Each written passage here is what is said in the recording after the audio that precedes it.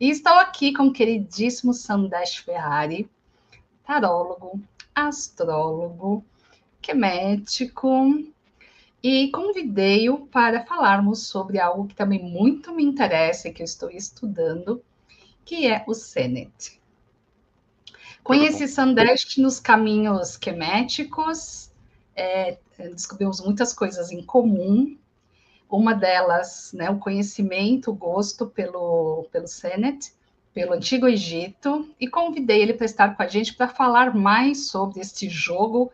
Que jogo é esse, né? Porque tudo que é do Antigo Egito a gente tem um fascínio, existem mistérios, nada é só aquilo que aparenta Pelo ser. convite, né? Então, vamos aí. E convite de pessoas legais para falar daquilo que a gente gosta é sempre sim, né? Então, né, tô bem contente para a gente estar conversando sobre os mistérios do Egito. O que não falta no Egito é mistério, né? Alguns revelados, outros ainda embaixo das areias, assim. E o Senet, ele também, ele parece ter metade dele tá fora da areia, metade tá dentro da areia. A gente vai conversar sobre isso, que tem um lado dele super já conhecido, revelado, e um lado que ainda oculta muitas coisas, tem muitos mistérios, né? Um bom conversa entre jogos e oráculos, né? Ela acontece em várias culturas. E isso é uma conversa muito legal. De alguma forma, parece que esse lugar entre os jogos e os oráculos, né? Ele é um lugar íntimo. Eu acho que os jogos, eles sempre têm um objetivo, eles sempre têm uma série de coisas que vão acontecendo num jogo, né? A gente vai jogando lá, hoje em dia já os jogos de computador, antigamente os jogos de tabuleiros, jogos de cartas, né? Os jogos, eles têm um objetivo. E o processo de autoconhecimento, a jornada de autoconhecimento, os caminhos espirituais, as jornadas, as peregrinações, elas também têm esse objetivo, né? Na astrologia, a gente tem um lugar que chama Casa 9 e tem uma energia do signo de Sagitário, que tem um lado sagitariano que adora diversão, alegria e festa, e tem um lado que é filosófico, evolução e desenvolvimento. Mesmo na própria astrologia, essas duas coisas às vezes ficam muito perto, né? A filosofia, o transcendente, a espiritualidade e a diversão, a alegria e o prazer. Eu acho que na história da humanidade, os humanos sempre deixaram mais perto a espiritualidade e a alegria do que distanciaram um do outro. Acho que mais recentemente a gente tem visto espiritualidades muito sérias, né? Mas eu acho que a espiritualidade, Deus esteve muito mais perto da gargalhada, né, do que da seriedade. E por isso acho que muitos jogos viraram oráculos e muitos oráculos viraram jogos, né, ao longo da história, né? Então, isso acontece com o tarô, que começa, né, com os jogos taroques, os jogos de cartas na corte europeia no século XIV, né, 12, 14, e evolui para um oráculo maravilhoso, incrível, fantástico.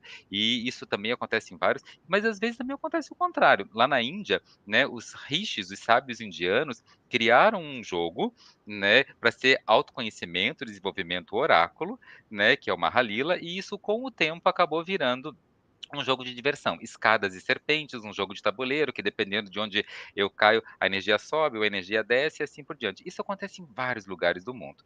Lá no Egito tinha um jogo chamado Mehen, porque o Egito adora serpentes, né? Essas cobras, essas serpentes começaram a gerar essa ideia de que é uma jornada. Ao longo do corpo da cobra e ao longo da vida da cobra, ela vai trocando de pele para poder viver. E a gente também vai crescendo, evoluindo.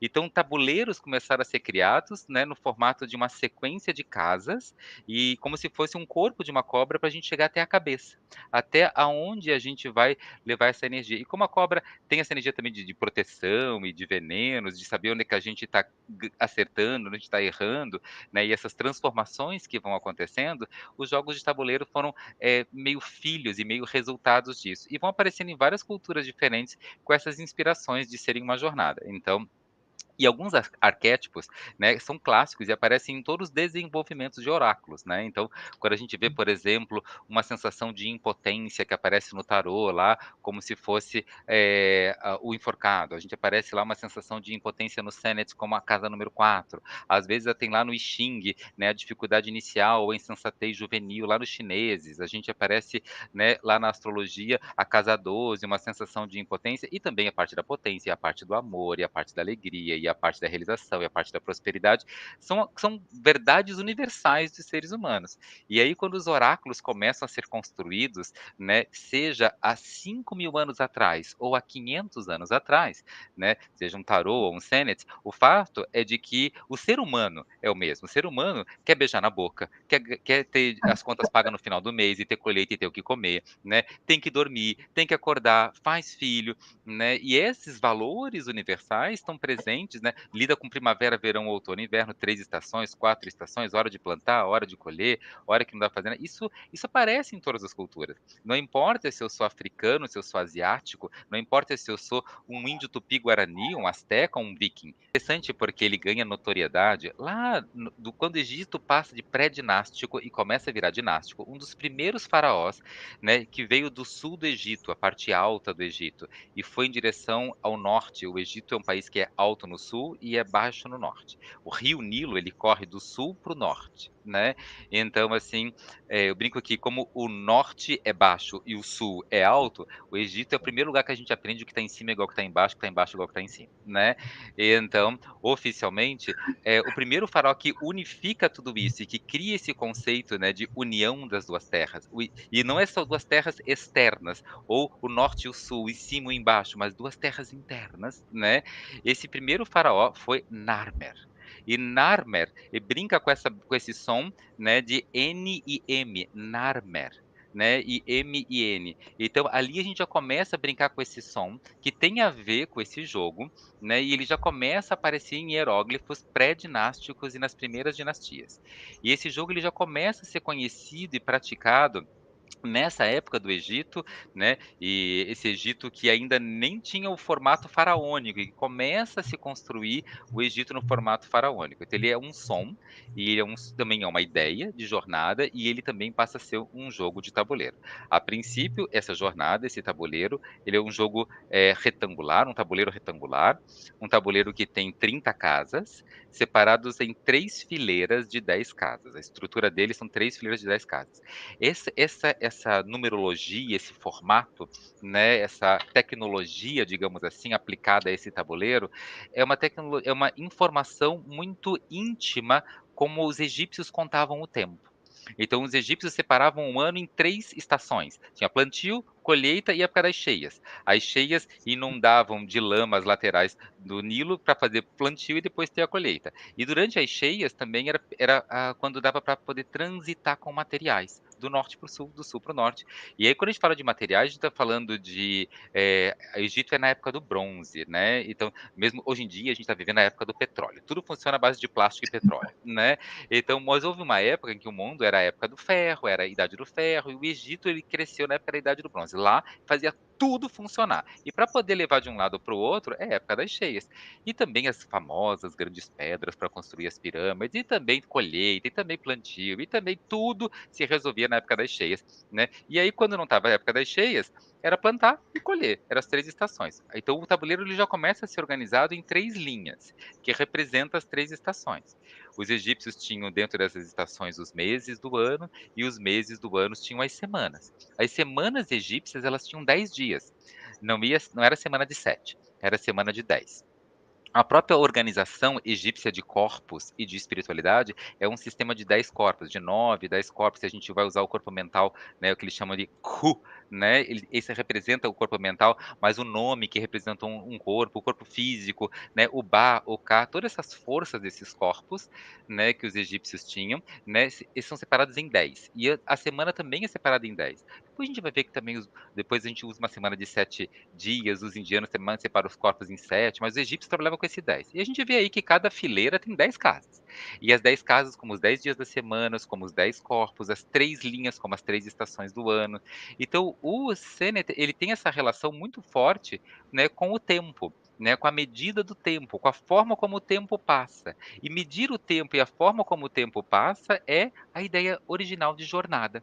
Né? A jornada é exatamente, né, do nascimento à morte, né, uma energia divina ligada à sabedoria e também ligada ao tempo, né, e essa energia é chamada de Jahuti, né, os gregos traduziram isso como Thoth. O Thoth era o cara do tempo e era o cara da sabedoria, né, e ele era o cara que jogava Senet. né, mitologicamente falando, né. Um jogo criado pelo próprio Sol, por Ra, né, uma forma de criação, um princípio de criação, né, e que as instruções dele foram criadas pelo princípio da sabedoria, que a gente pode traduzir gregamente falando como Thoth, né.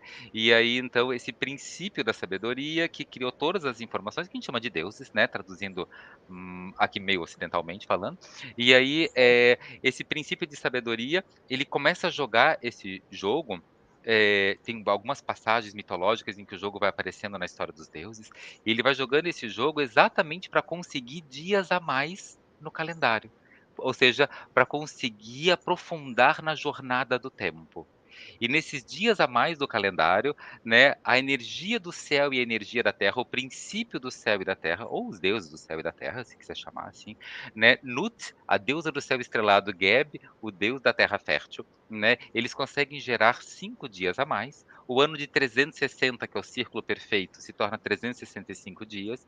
Nesses 5 dias, os famosos epagômenos, então, Set, Ísis, Osíris, Neftis, Horus nascem e abençoam, e a gente replica isso, né, num ano novo egípcio. A gente está falando de contagem de tempo. No mesmo jogo a gente está falando de diversão. No mesmo jogo a gente está falando de divindades, deuses, espiritualidade, mitologia. No mesmo jogo a gente está falando de celebração, de alegria, de festa, de réveillon. No mesmo jogo, a gente está falando de muitas coisas. Você mostrou várias imagens do jogo enquanto eu falava. Se você a gente percebe, é comum, não é uma regra sem exceção, tá, tem muitas exceções, mas é comum que as 5 últimas casas de todos os tabuleiros sejam desenhadas, e o resto não tanto, né.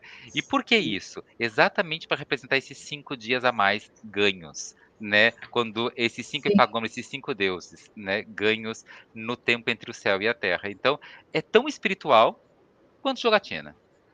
Era sempre do mesmo jeito, né, de manhã, meio-dia, de tarde, meia-noite, e combinado é combinado, o sol é a garantia da vida e da existência, mas a possibilidade de evolução é lunar.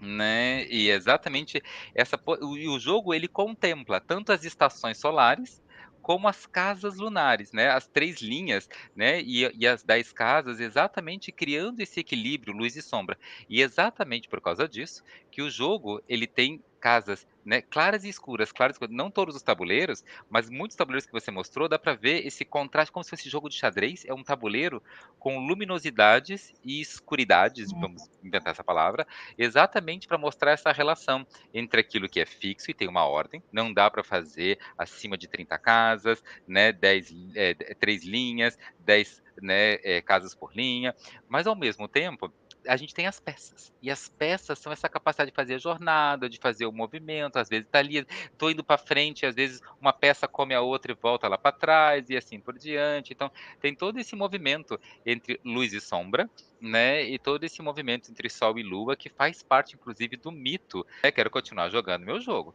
Então ele começa como um jogo realmente de entretenimento, e é maravilhoso do Senet que ele não era elitizado. Então, os faraós tinham o Senet e aparecia nas tumbas, né, deles e levavam para o pós-vida, e os funcionários e os agricultores e os trabalhadores. Tem alguns templos que no alto do muro lá em cima, né, tem um tabuleiro esculpido, porque os trabalhadores na hora do almoço iam lá para cima jogar Senet, né, em cima das paredes, em cima das tem ao mesmo tempo tabuleiros todos sofisticados da realeza, tem tabuleiro, assim, tipo, riscado na areia, né, preservado. Então, né, esculpido em pedra e coisa assim. Então assim, é pra todo mundo. É que nem a vida, né, você pode ser rico, você pode ser pobre, mas vida é para todo mundo tá vivo, né, e todo mundo vai morrer igual, não importa se tá rico ou se tá pobre.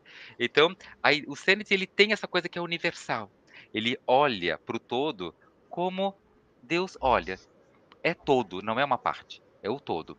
Então ele é universal. E aí isso vai crescendo, vai evoluindo, vai desenvolvendo, e até que chega uma hora que, como o nome do jogo é um jogo de jornada, a tradução dele é passagem, um jogo de passagem, a gente vai passando, né, essa palavra passagem, essa palavra jornada também falava sobre a passagem para o próximo passo. Mesmo dia que eu troco de dente, que os hormônios fazem a gente crescer, em algum momento a gente morre. É só o próximo passo da vez da passagem da jornada.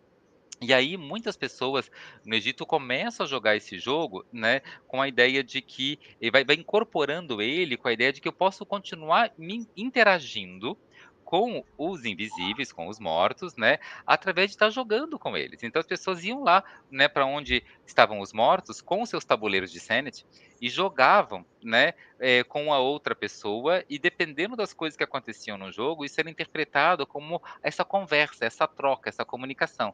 Num primeiro momento com os mortos e depois inclusive com os próprios deuses. Então eu estou conversando com os mortos, depois conversando com o invisível e com o transcendente, e utilizando para fazer essa conversa um instrumento, e ele então ele se torna um oráculo.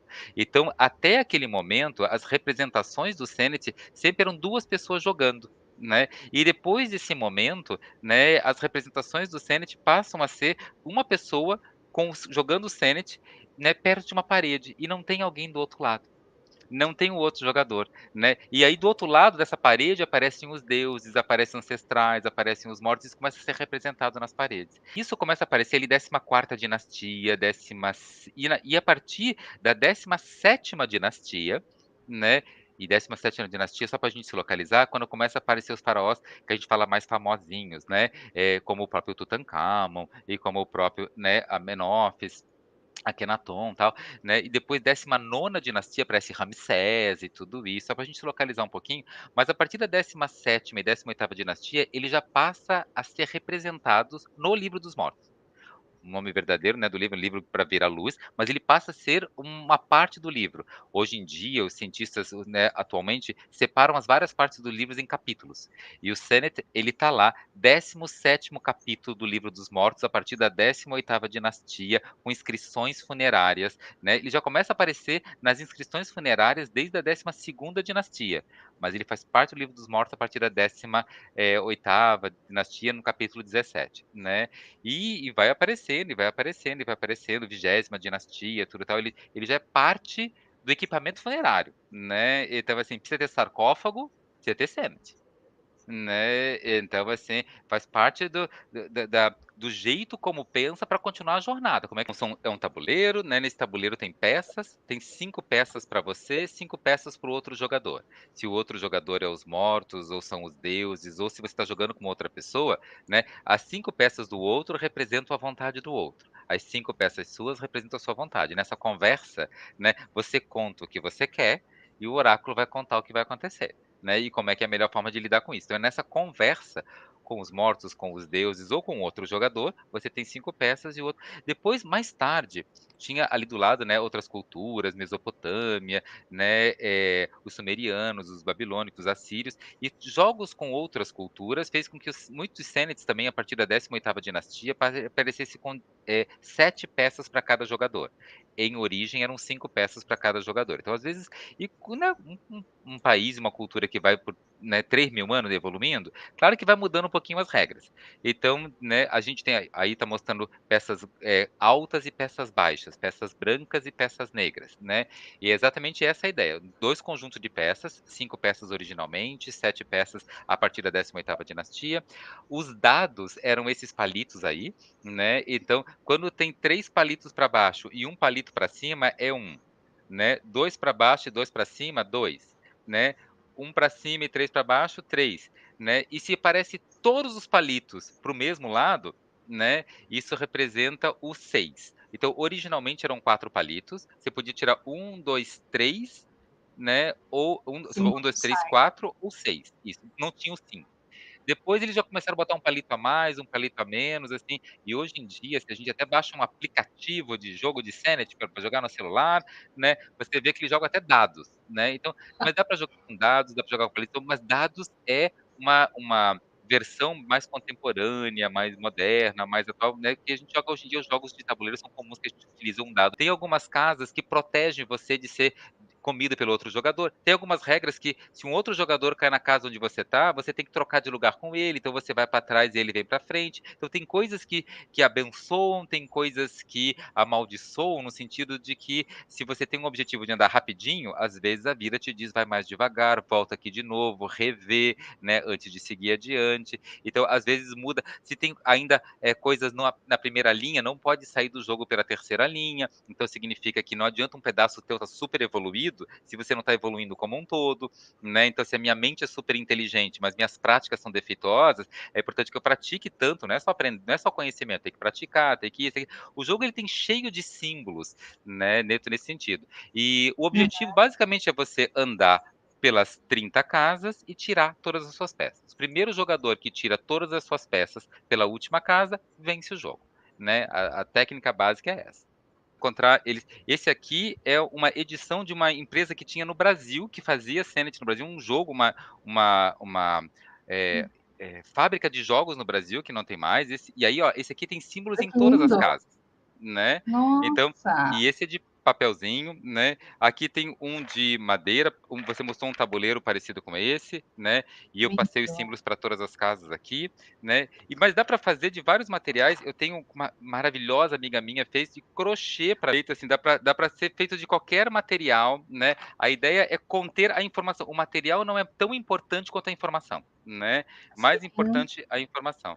No Senet, de um modo geral, na maior parte dos jogos, como eu falei, né, as últimas 5 casas é que tem desenhos bem específicos. A gente tem uma casa que representa, né, a beleza, o prazer, essa energia próspera, essa energia. É uma casa que chama Nefer, que é beleza. Cada uma das casas tem uma bênção de uma divindade. Essa aqui é Het-Heru, essa aqui é Hathor, né, que é prazer, é beleza, é conforto, é tudo de bom, é doce, é mel, é uma vida com canela e maçã, né? Então, esses aqui são todos os prazeres da vida, e exatamente quando a gente precisa cair aqui para poder ter acesso ao final do jogo, porque sem um pouquinho de prazer, quando você morrer, os deuses vão te perguntar: você fez o mundo um lugar melhor? Você vai dizer, na medida do possível, sim. E ele vai te perguntar: e isso te incluiu? Né? Então, você levou amor para o mundo e você encontrou amor no mundo? E essa casa fala desse lugar. Isso que eu falei é uma tradução bem livre, mal feita, de uma passagem do Livro dos Mortos, mas é uma das perguntas que é feita, né, para o espírito. Então, aqui tem que ter beleza para valer a pena ter vivido, né? E a gente tem maravilhoso. outra. A casa seguinte é a casa das águas, né? Inundação. Quando a gente cai aqui, a gente volta lá para a casa do renascimento, né? Que tem a ver com os sapos e coisas assim, com a energia da deusa Raquete, que é o renascimento. Mas aqui é Hapi, é as águas, né? Depois a gente Uhum. tem uma casa que tem um símbolo de três, né? E que é a casa das três verdades. E essas três verdades nessa casa representavam um movimento das duas Maats, das duas energias de justiça, onde o coração era pesado de um lado e do outro, e tinha a energia da sabedoria do Thoth, que anotava o terceiro Neteru, né, as duas Maates, né, e o terceiro Neteru, que julgava, que olhava se o coração estava pesado ou estava leve ao longo da vida. Isso faz parte também dos mitos, né, egípcios, é aquele momento da pesagem do coração.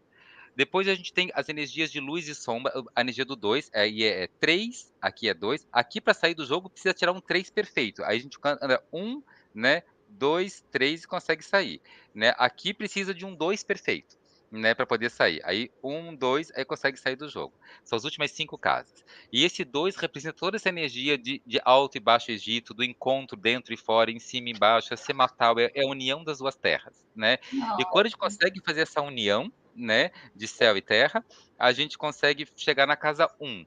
Um é o próprio Falcão, é o próprio Horus, é o próprio Ra, é o próprio Montu, todas aquelas cabeças de falcão que chegam no objetivo, que consegue fazer a justiça, que vence a maldade, que ganha as bênçãos, é essa energia da proteção máxima, né? É o um, é a unidade, porque a dualidade virou unidade e a gente consegue sair do jogo.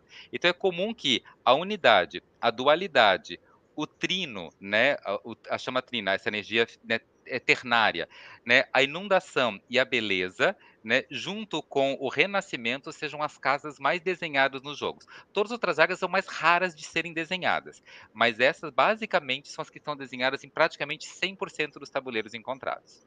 O primeiro dia do calendário representa Jahut, Tote, que é a sabedoria, né? O primeiro mês do calendário tem o nome de Jahut, Tote, a sabedoria. O primeiro que nasce do início dos princípios é Tote, Nut, sabedoria. Então, a primeira casa precisa ser associada a Tote, à sabedoria, ao conhecimento. É através dele que tudo nasce, senão não começaria o jogo. Né? Então a gente sim. tem Nate, né, representando essa energia da grande mãe, Maat, a própria justiça, né, o 30, né, isso aqui é 10 mais 10 mais 10 é 30 em egípcio, né? Então a gente tem toda essa energia, né, dos 30 juízes que julgam a alma, né? Prosperidade, saúde, estabilidade, né, todos esses símbolos vão dizendo alguma coisa que acontece dentro dessa casa, né. Pegar a barca de Ra, ter pão, encontrar incenso, né, poder fazer as libações, as purificações, tudo isso representam pedacinhos da nossa jornada aqui, né. O nó de Ísis, a protetora do Baixo Egito, a protetora do Alto Egito, né. Então, assim, o abutre, a cobra, tudo isso vão trazendo símbolos, né, a própria símbolo a Anke, a vida, o sol, as bênçãos, né, o papiro, né, Ábidos, que é um lugar sagrado dentro da cultura egípcia, uma cidade sagrada, né, onde tem lá o Osírion, então tudo isso está representado, né, Anubis, né, a Lótus, tudo isso nos papiros, desculpa, né, tá tudo isso representado aqui no jogo. A gente vai jogar o jogo primeiro, tu vai lavar tua mão, né, então tu lava tua mão, tu lava teu Certíssimo. rosto, né, e lava, né, as tuas alturas, pet, lava teu coração, teu hábito, né, tá, e lava o umbigo, lava, né. Então primeira coisa, limpa o ambiente, purifica, passa incenso e tudo, tal, assim, primeira coisa, purificação. Segunda coisa, reza, orar, né, fazer os duá, né, torna esse lugar e esse momento sagrado, né, se conecta. Terceira coisa, qual é a sua intenção? Você está jogando para quê? Para você poder interpretar o que sai no jogo, você tem que ter um objetivo pelo qual você está jogando para entender por que que deu essa resposta.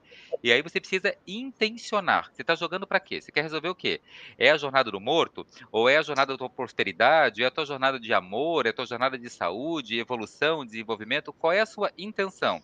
E aí a gente joga e interpreta os significados. Então, com esses 4 passos, né, purificação, oração, intenção e interpretação, a gente pode usar sim, respondendo a sua pergunta, esse jogo como parte, né, como instrumento, né, de desenvolvimento pessoal.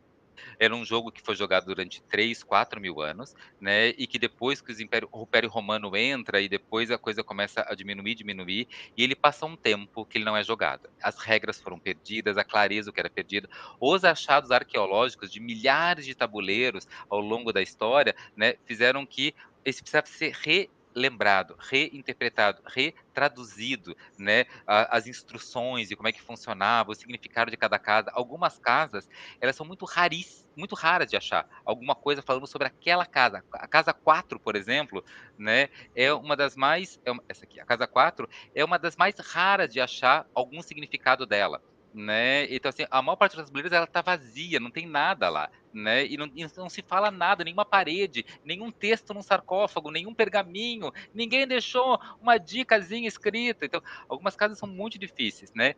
Timothy Kendall, que é um arqueólogo e que, assim, 25 anos, curador do Museu de Boston, formado em Harvard, né, assim, autor de vários livros passou muito tempo envolvido com o significado de símbolos, traduções e artefatos egípcios, é a nossa versão, né, mais, atual e mais comum de como a gente joga o jogo. Mas ainda assim, né, não foi um egípcio de 5 mil anos atrás que sentou do meu lado e me contou como é que se joga, né. Eu tenho uma versão, né, por um egiptólogo, cientista, arqueólogo, que faz trabalhos até hoje de escavação lá na Núbia, lá no Egito, atuante, que em 1978, né, e que vive dentro de um museu, convivendo com peças egípcias de manhã, de tarde, de noite, de madrugada, um dos curadores, né, do museu de Boston, 25 anos da vida dele, né, ele entendeu Nossa, que assim ele compreendia que deveria ser. Ainda assim, é a nossa versão atual de algo muito antigo, né, e a nossa forma atual, e ele é tão atual e tão antigo exatamente por causa disso, porque a gente tem esse olhar, né, do mais perto possível, de alguém com o máximo de confiabilidade possível, que deu a tradução ou a versão que a gente utiliza hoje de instruções. Eba. exato. Então, muito obrigada. Foi riquíssima essa live. Assim, estou encantada. E tá aqui o convite para a gente trazer esse curso de Senet. Né? Eu sou apaixonada por oráculos, desde que eu me entendo por gente. E deixo aí para você se despedir, o que você quiser trazer do seu trabalho, enfim. Eu quero agradecer o convite, já está aceito o convite para a gente falar de Senet, dar curso de Senet, né, tá ótimo, vou adorar viajar com você, vai ser um prazer imenso viajar, né, para a gente poder fazer os doar, fazer as orações, né, tá lá, né, honrando como esses princípios, como esses deuses foram honrados ao longo de toda essa história, né, muito, muito, muito bom. Só quero agradecer a oportunidade, dizer para, né, para todas as pessoas que estão aqui assistindo, né, curte, né, o Via Paganos, né, comenta, se inscreve, porque a gente vocês sempre vão ser informados. Eu tenho um canal, né, também no YouTube, Sandesh Ferrari, eu tenho palestras que eu estou dando agora sobre 2024, o ano de Saturno, o ano do dragão no horóscopo chinês, 8 na numerologia, né, a carta da justiça no tarô, então assim, onde a gente está informando, então, né, busquem, a ideia principal é permaneçam em suas jornadas, né. Vai, segue, evolui, cresce, desenvolve, encontre a sua forma, né, de ir para frente, de dar o próximo passo. Permaneçam em suas jornadas. Tenham o nome que ela tenha, permaneçam em suas jornadas, né. Vai adiante. Esse é o grande conselho, é o que norteia a minha história.